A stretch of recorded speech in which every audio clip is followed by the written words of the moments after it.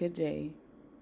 My name is Gabrielle Swan, and I will be presenting on the review of Fan et al. Study, Impact Evaluation of Different Cash-Based Intervention Modalities on Child and Maternal Nutritional Status in Sindh Province, Pakistan at 6 months and at 1 year old, a cluster randomized control trial. This is my presentation overview. It is believed that globally that cash-based interventions, which include cash and food vouchers, offer an alternative to food-based interventions for reducing the risk of wasting during seasonal periods of food insecurity, referred to as the lean season. The Women and Children and Infants Improved Nutrition in Sindh program within the Action Against Hunger Global Humanitarian Organization delivered 3 CBI modalities: the cash transfer of 1,500 Pakistani rupees, which is considered the standard cash transfer of 3,000 PKR, which is considered double cash, and then the fresh food voucher, which is the equivalent of 1,500 PKR.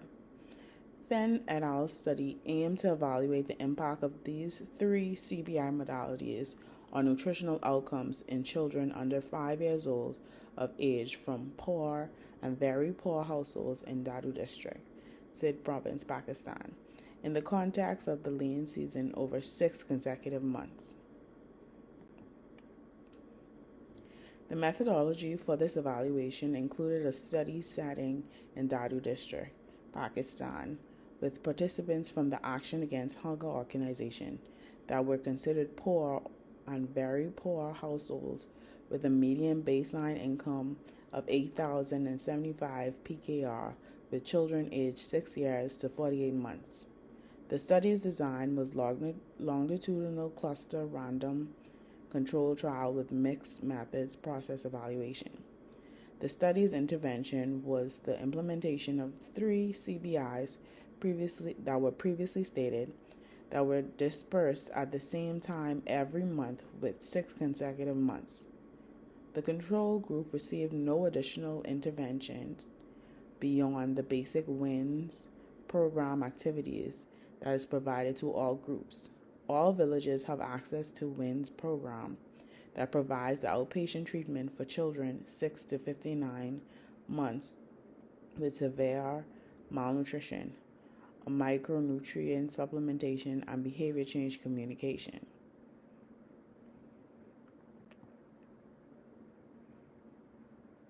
Data collection, mixed method evaluation using both quantitative and qualitative data. The quantitative data include questionnaires, and the qualitative data included focus group discussions, key informant interviews, and longitudinal in-depth interviews. Some parameters in this study included hemoglobin, weight for height Z-score with mean weight for height Z-score, prevalence of stunting, which was calculated via the height for age Z-score, prevalence of severe stunting, mean mid-upper arm circumference, and body mass index.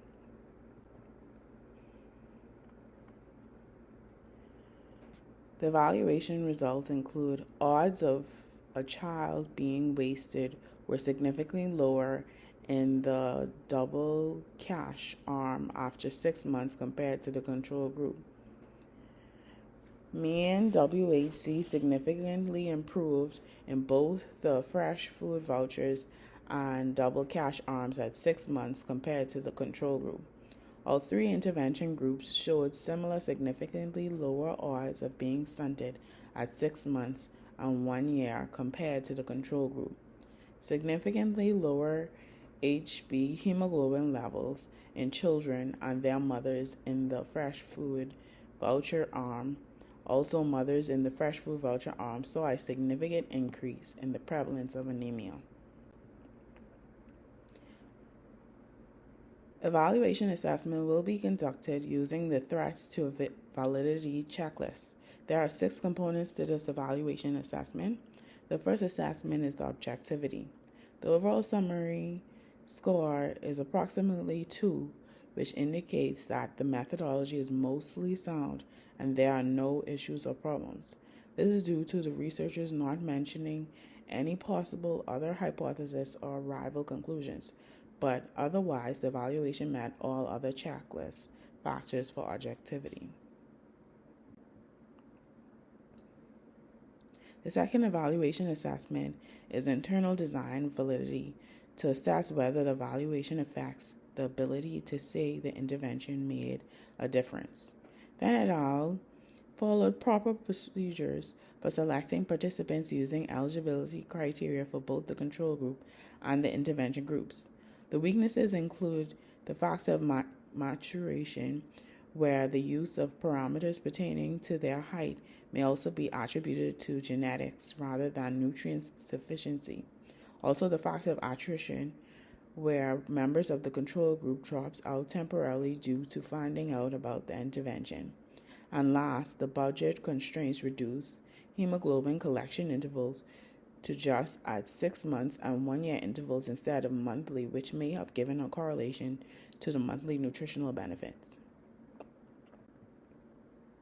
The third evaluation assessment is the threat statistical conclusion validity that received a summary score of 1.7, approximately about 2.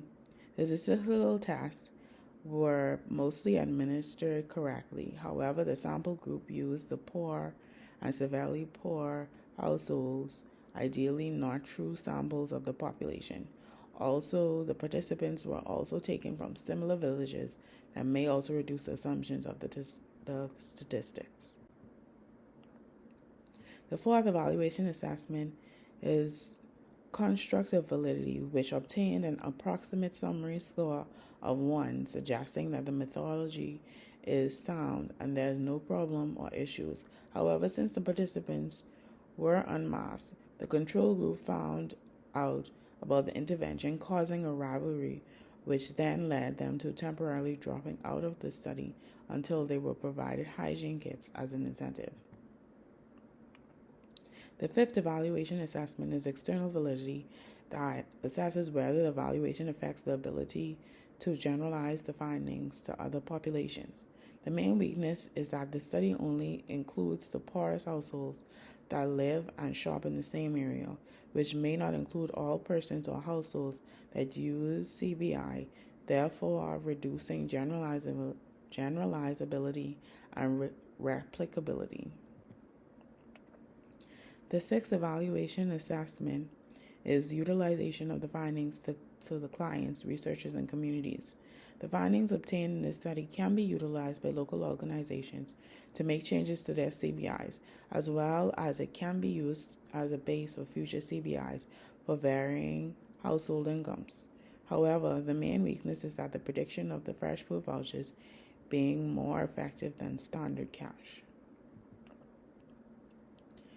The main operational problem in this RCT was that the participants were unmasked that led to some persons in the control group withdrawing, which then led to researchers providing the incentives.